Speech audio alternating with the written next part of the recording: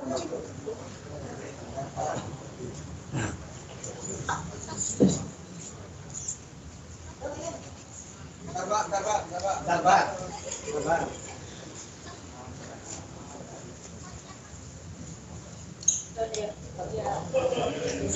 warahmatullahi wabarakatuh. Ayo. Terima kasih untuk awak media yang sudah membantu untuk memviral kasus ini, karena saya tidak mau kasus ini terjadi lagi di semua hal.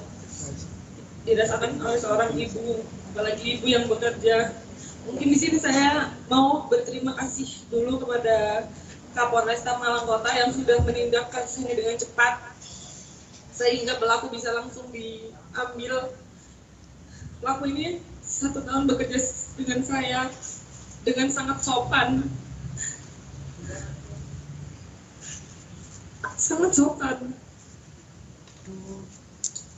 Selama 1 tahun ini ada sedikit banyak hal-hal yang mungkin menurut saya mencurigakan, seperti ada bekas cubitan. Cuman saya melihat susternya dengan perangai yang sangat sopan, jadi saya masih percaya sama susternya.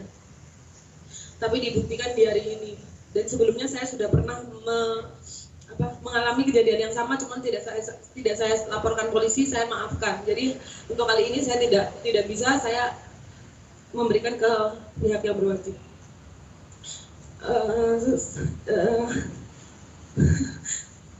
Saya sebagai seorang ibu merasa terpukul. Mungkin beberapa orang banyak yang menyalahkan saya kenapa harus pakai susu dan lain-lain. Yang tahu kehidupan saya dan hidup kehidupan saya sendiri. Jadi kebutuhan orang masing-masing berbeda-beda. Dan saya sangat berharap pelaku dijerat hukum sebesar-besarnya. Karena kalau awak media melihat CCTV, itu anak saya disiksa 1 jam lebih tanpa ada ampun. Disiksa itu dalam artian anak saya lari ke sana ke sini, dikejar sampai mampus. Itu anak 3 tahun, tidak ada yang menolong karena pada saat itu kamarnya dikunci, dan itu pada saat sahur semua mbak-mbak saya di bawah sahurnya di basement, jadi tidak ada yang mendengar. Dan untuk menutupi itu semua, sus ini membiarkan anak saya untuk di dalam kamar dikunci, tidak diberi makan, mungkin hanya 1 kali 1 harian. Saya nggak bisa ngomong apa-apa lagi. Sebelumnya yang diketahui itu kapan yang pernah terjadi kekerasan juga? Dulu itu beda suster.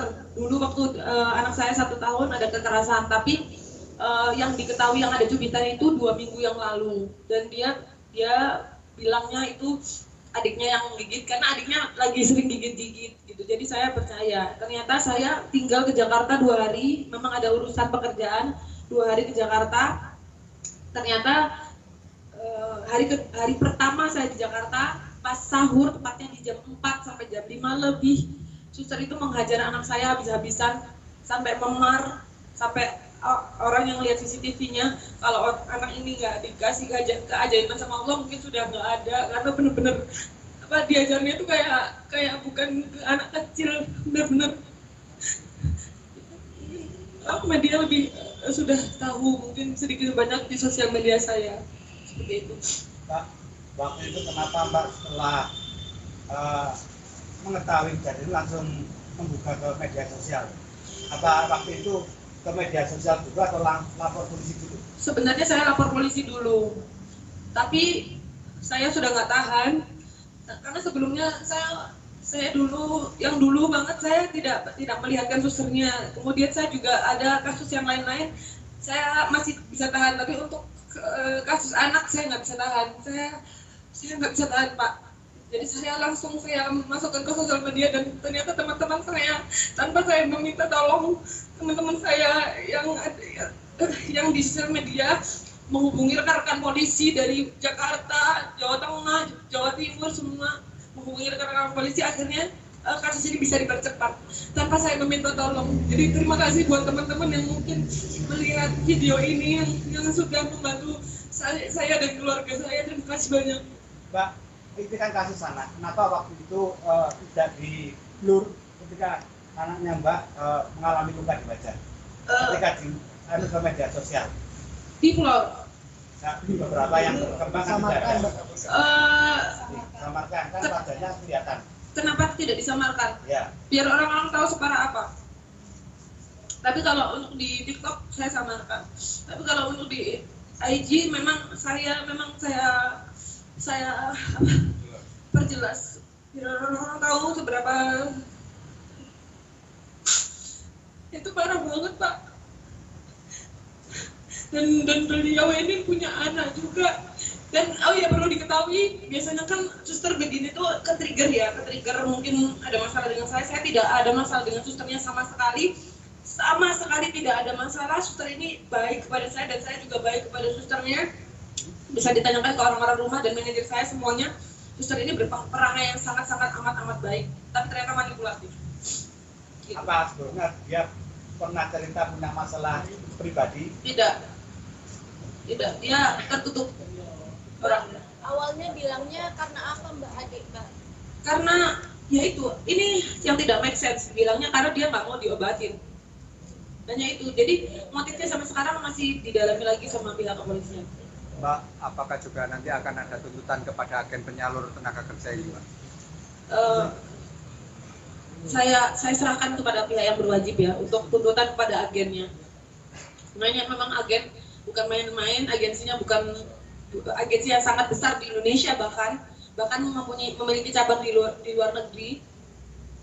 Jadi untuk keputusannya saya serahkan ke pihak yang berwajib saja. Begitu, Pak. Nah, sudah rumah sakit berarti, Mbak? Kenapa? Mau diminum obat sedang sakit? Enggak, diolesin obat. Nah, itu kita tidak tahu juga apakah sebelumnya sudah terjadi penganiayaan.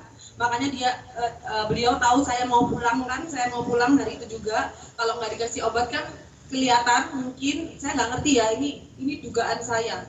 Jadi saya nggak ngerti, sebelumnya nggak ngerti, masih didalami lagi. Mbak, tadi di rumah sakit sampean kan mendampingi adik ya.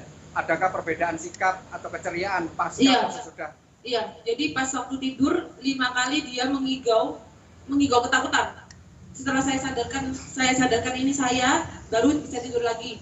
Mengigau lagi, ketakutan lagi, saya sadarkan lagi, baru bisa tidur lagi. Trauma berat. Sudah dilakukan pemeriksaan dalam ada luka-luka dalam tidak di penelitian. Iya, lagi didalami. Masih dalam. Kenapa Pak? 1 tahun. Hampir 1 tahun. Sudah ya, Pak. Makasih ya. Makasih banyak. Betul, Mbak. Tahan.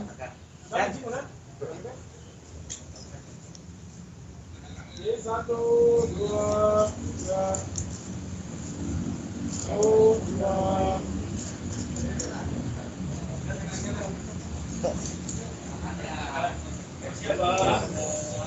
Makasih. Makasih.